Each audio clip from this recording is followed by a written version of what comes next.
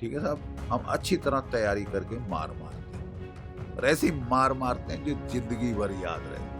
ठीक है साहब, मुल्ला मुनीर ने दुनिया भर का ठेका ले रखा है, इस्लाम फैलाने का, गजवाए हिंद करने का, बांग्लादेश में तख्ता पलटने का, पंजाब में उंगल देना, जम्मू कश्मीर में उंगल देना। तो फिर कभी ना कभी तो आपकी उंगल तोड़नी पड़ेगी ना साहब।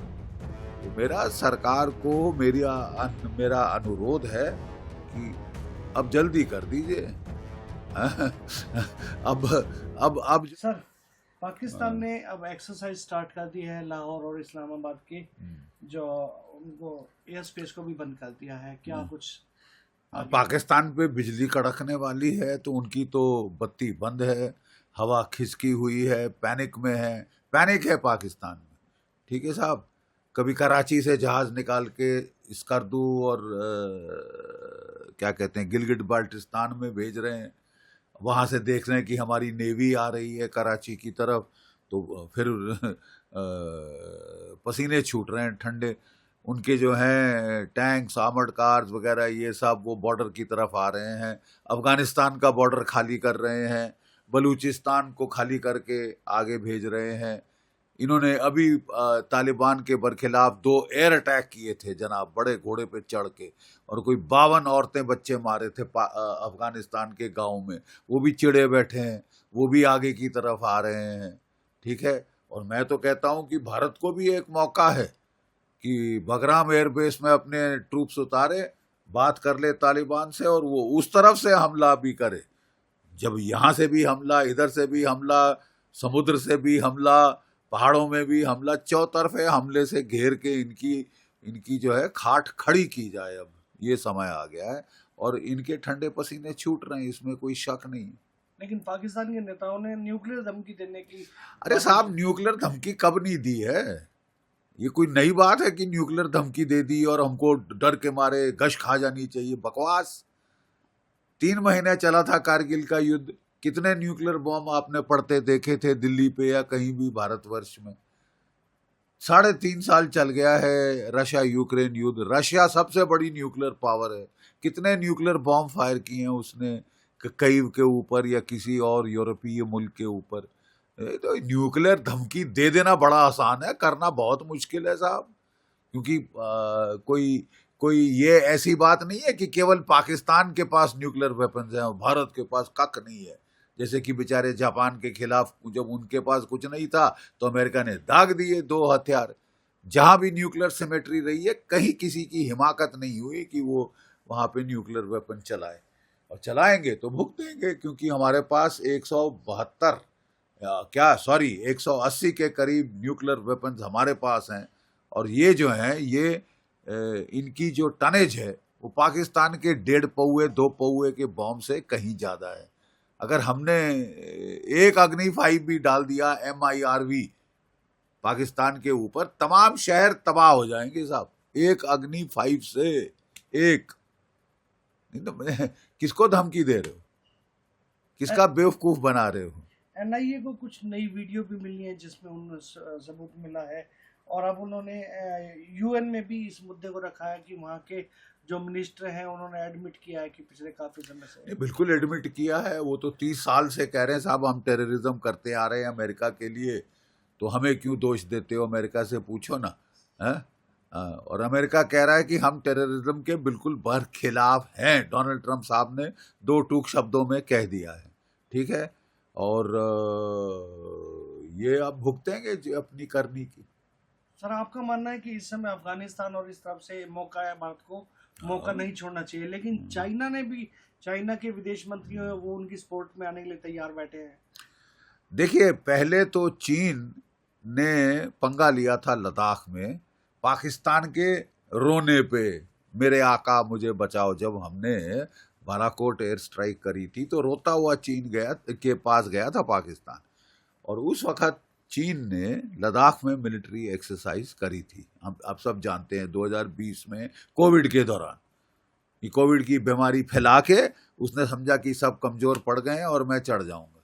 ठीक है साहब, और उल्टे बांस बरेली को पड़ गए, गलवान में पिटे। ठीक है, भारत ने टैंक फॉर टैंक, तोप, आर्टिलरी, गन फॉर गन और मैन फॉर मैन मैच कर दिया, ओवर मैच किया। और फिर जो है हमने जो त्रिशूल के ऊपर जो रिज है, कैलाश रेंज, उस पे ऊपर हमने जाके टॉप हाइट्स पकड़ ली, जो कि इनके रेजिमेंटल हेडक्वार्टर के ऊपर थी। ठंडे पसीने इनके भी आ गए थे और इन्होंने बात शुरू की थी कि हमको थॉ चाहिए आपके साथ। क्यों थॉ चाहिए? क्योंकि अमेरिका हाथ धो के इनके पीछे पड़ गया, हाथ धो के इनके पीछे पड़ गया। इनको ताइवान की तरफ देखना है, इनको साउथ चाइना सी की तरफ देखना है, फिलीपींस की तरफ देखना है, वियतनाम की तरफ देखना है, जापान की तरफ देखना है। ऐसी हालात में अगर ये टू फ्रंट वॉर करना चाहते हैं तो ये इनकी बेवकूफ़ी है, ठीक है। ये टू फ्रंट वॉर मतलब इनके सारे इस तरफ खिंच जाएंगे जो मेन फ्रंट है उनका, उससे। इसी को समझ के इन्होंने थॉ मांगा था भारत से। थॉ की बातचीत हुई थी और चीज़ें नॉर्मलाइज हो रही थी, लद्दाख में हो गई थी। अब फिर आप पंगा लेना चाहते हो तो फिर हम भी उसी भाषा में जवाब देंगे। आप पाकिस्तान को अपना आयरन क्लैड फ्रेंड, ये उसने टेररिज्म की है, जिस टेररिज्म के बरखिलाफ चीन जो है चैं चैं कर रहा है शिंजियांग में। और चीन ने वहां क्या किया है? सारी पॉपुलेशन को पकड़ के वो लेबर कैंप्स में डाल रखा है, स्टेरिलाइज कर रहे हैं, मुस्लिम्स को वहां मार रहे हैं बेतहाशा।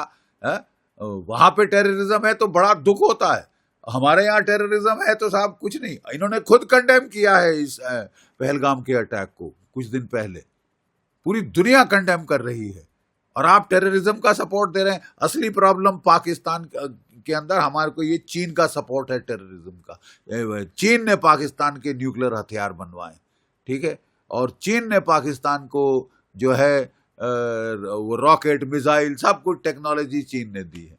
अब भी पाकिस्तान रोता गया है चीन के पास, मेरे आका मुझे P-15 beyond visual range missile दो, मेरे को HQ-19 surface to air missiles दो, मेरे को बचाओ, मैं तो मारा गया बेमौत। तो तुमने करनी ऐसी करी तो मार खाओगे ना साहब, ठीक है। और वहां से खबर कुछ अनकन्फर्म्ड है लेकिन आ रही है कि ये जहाजों में भेज रहे हैं कुछ वेपन्स वगैरह, और तुर्की इनको एमुनेशन भेज रहा है, क्योंकि पाकिस्तान ने अपना एमुनेशन, रिजर्व एमुनेशन यूक्रेन को बेच मारा था, ठीक है साहब। 7 से 10 दिन का इनके पास नॉर्मली रिजर्व होता है, वो 3-4 दिन के ऊपर आ चुका है। अब ये हाथ पैर मांग के वहां से वो कह रहे हैं कि तुर्की फ्लाई इन कर रहा है एमुनेशन इनकी तोपों के लिए। तो मेरा सरकार को मेरा अनुरोध है कि अब जल्दी कर दीजिए।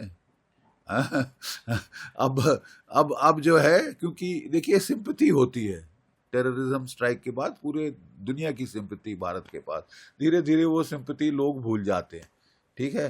तो इजरायली जो करते हैं वो तो खैर बहुत जल्दी करते हैं, लेकिन हमारा हमेशा जो हमारा रहा है शैली लड़ने की, ठीक है साहब, हम अच्छी तरह तैयारी करके मार मारते हैं और ऐसी मार मारते हैं जो जिंदगी भर याद रहे, ठीक है साहब।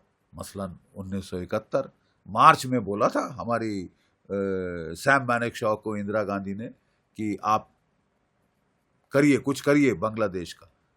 तो उसने कहा था मैडम मुझे तैयारी करने दीजिए, तैयार करके मैं 100% 100% गारंटी दे रहा हूं आपको सक्सेस की। और 100% से ज़्यादा सक्सेस मिला साहब, पाकिस्तान के 2 टुकड़े हो गए थे तब। अब ये बिना बेवजह हमारे लोगों को मार रहे हैं, उचकू चौधरी बन रहे हैं। अपने आराम से अपने घर में देखो, अपनी इकोनॉमी ठीक करो। दुनिया भर का ठेका ले रखा है इस मुनीर मुल्ला मुनीर ने दुनिया भर का ठेका ले रखा है, इस्लाम फैलाने का, गजवाए हिंद करने का, बांग्लादेश में तख्ता पलटने का, पंजाब में उंगल देना, जम्मू कश्मीर में उंगल देना। तो फिर कभी ना कभी तो आपकी उंगल तोड़नी पड़ेगी ना साहब। अब मोदी जी ने रॉयट एक्ट पढ़ दिया है, तो अब साली जान निकल रही है। कभी चीन के पांव तलवे चाट रहे हैं, कभी तुर्की के तलवे चाट रहे हैं। आपने क्या समझा? आप ऐसे ही 26 भारतीय मारकर 17 घायल करके सीटी बजाते निकल जाओगे। ये रोजमर्रा का ये ड्रामा हो गया। तो जो कुछ भी, अब आप कुछ भी कहीं से मंगाओ, आपको करारी मार तो पड़ने वाली है, बिजली कड़कने वाली है। अब कल परसों 10 दिन बाद, 20 दिन बाद, महीने बाद, ये सब हमारी सेना के चीफ डिसाइड करेंगे और आदेश आएगा मोदी जी से। That's it.